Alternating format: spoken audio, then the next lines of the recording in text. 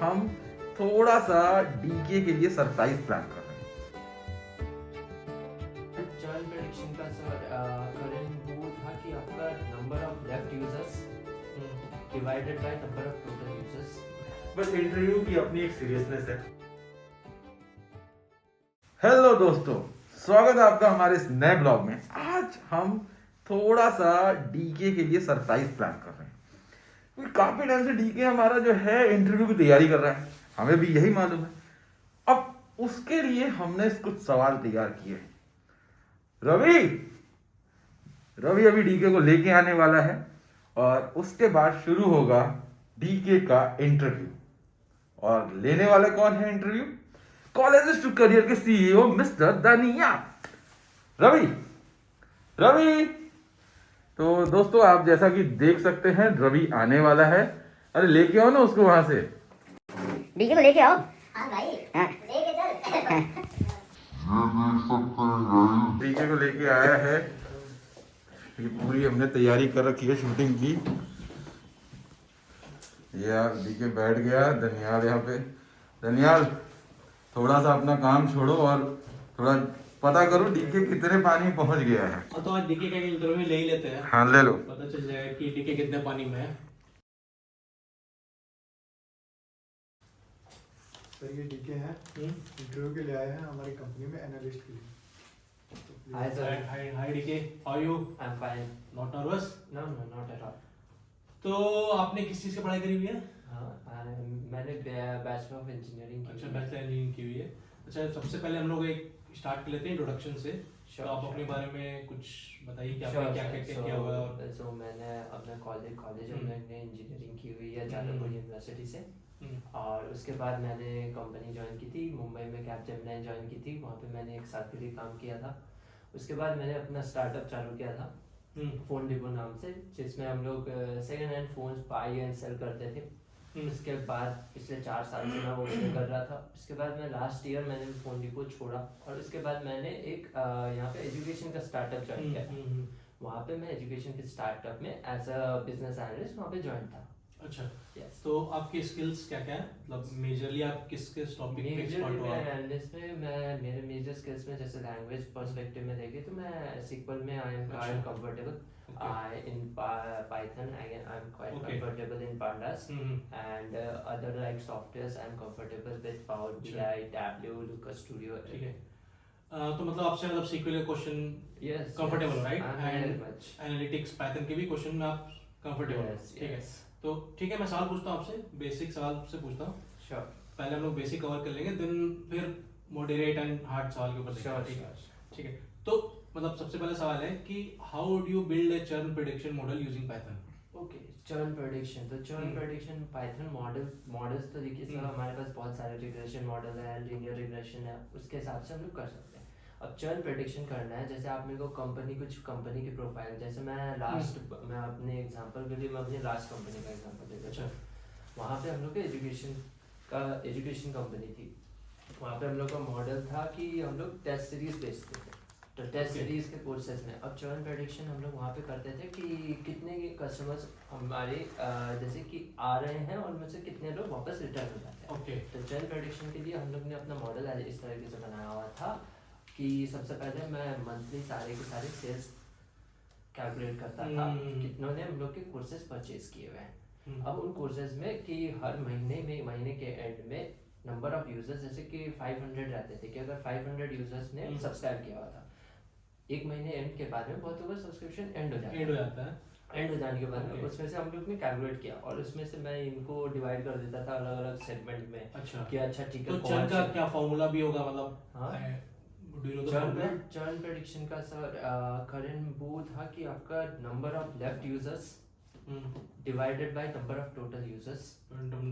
in a month or in a year? Both. In both you can calculate according to your preference. Okay. Let's move to next question. Yeah. How do you handle missing or imbalanced data in a data set? There are various methods like कि null values को हम लोग zero के, जैसे अगर numerical values है तो उसमें जीरो के साथ में रिप्लेस कर देंगे, वरना फिर टेक्स्ट वैल्यूज के लिए अन्य के साथ में रिप्लेस करके to give a proper balance. Okay. Have you heard about KPIs? KPIs, yeah.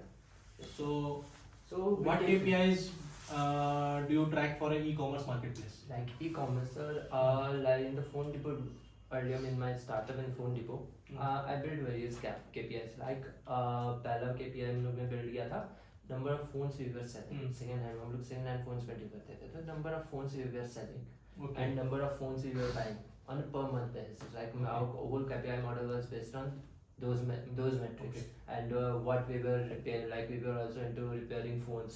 So I have divided all those models and I created a dashboard on Power BI with the help of that. अपने phone depot क्यों छोड़ा?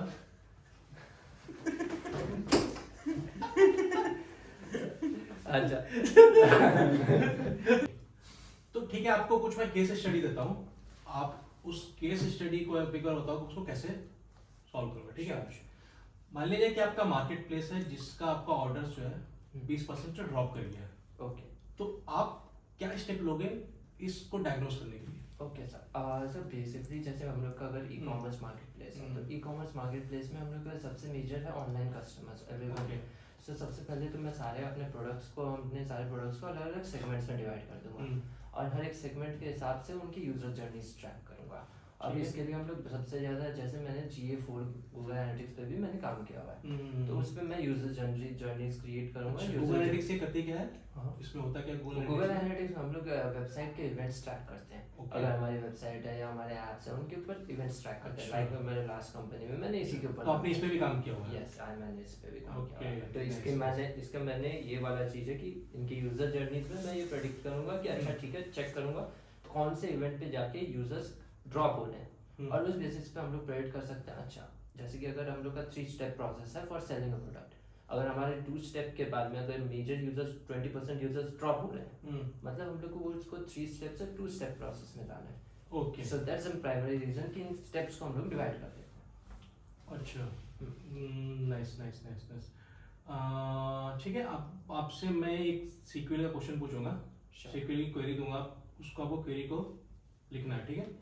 तो query ये है कि आपको एक sequel को लिखना है जिसमें आपको टॉप 3 प्रोडक्ट निकालने हैं with highest drop off between add to cart and checkout, ठीक है? Add to cart and checkout, okay ठीक है? आपने ई-कॉमर्स पे भी काम किया हुआ है, आपने बताया ई-कॉमर्स पे काम नहीं किया हुआ है, गूगल एनालिटिक्स पे भी आपने काम किया हुआ है, तो आपको ये बताना है कि टॉप 3 प्रोडक्ट्स कौन से हैं जो ड्रॉप ऑफ हो रहे हैं जो ऐड टू कार्ट से चेकआउट के बीच में, ओके ठीक है? तो आप इसके लिए आपको क्वेरी लिखनी है। आई थिंक आप मेरे लैपटॉप को यूज कर सकते हो एंड यहाँ पे आप basic query. Sure sir sure. ठीक है, मैं आपका टाइम 2 मिनट का। हाँ चैट जीपीटी और दूसरी है गूगल हिस्ट्री, मैं देख लूंगा फट से। यार कौन है ये डिस्टर्ब कर भाई, तुम निकलो। अरे सही में नहीं निकलना है। ओके, बिटवीन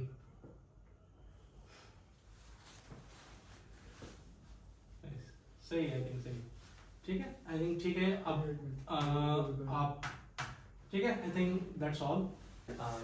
मेरे कुछ सवाल है मेरे छोटे भाई के तरफ से, कंपनी के जो ओनर आप हैं, कितना साल हो गया आपको इंटरव्यू लेते हुए? मेरे को लेते हुए 5 साल हो गए इंटरव्यू लेते हुए। क्या बात कर रहे हैं? तो जॉब कब कर रहे थे आप? हाँ? जॉब में क्या करते थे? इंटरव्यू ले रहे थे? जॉब में मैं सारे काम करता था। जॉब में मैं जॉब भी करता था, प्लस कभी कभी बीच बीच में कंपनी को जब रिक्वायरमेंट होती थी उसके हिसाब से इंटरव्यू लेता था मैं। ओह नाइस, तो ये बहुत बेहतरीन हुआ।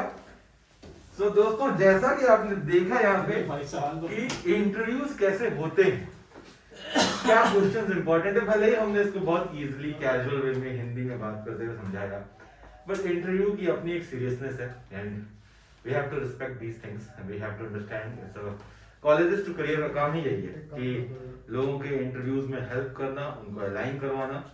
हाँ, थोड़ी बहुत बातें हंसी मजाक ये जीवन में इस्तेमाल हो सकता है, लेकिन हमारे जीवन में हंसी मजाक हम इसलिए करें ताकि आप कंटेंट देखें, आपको मजा भी आए, ठीक है? सीरियसनेस तो हमने दिखा दिया। तो इसी के साथ मुझे लगता है और कोई सवाल बचा क्या? नहीं, सवाल तो मेरे इनसे नहीं बचा है।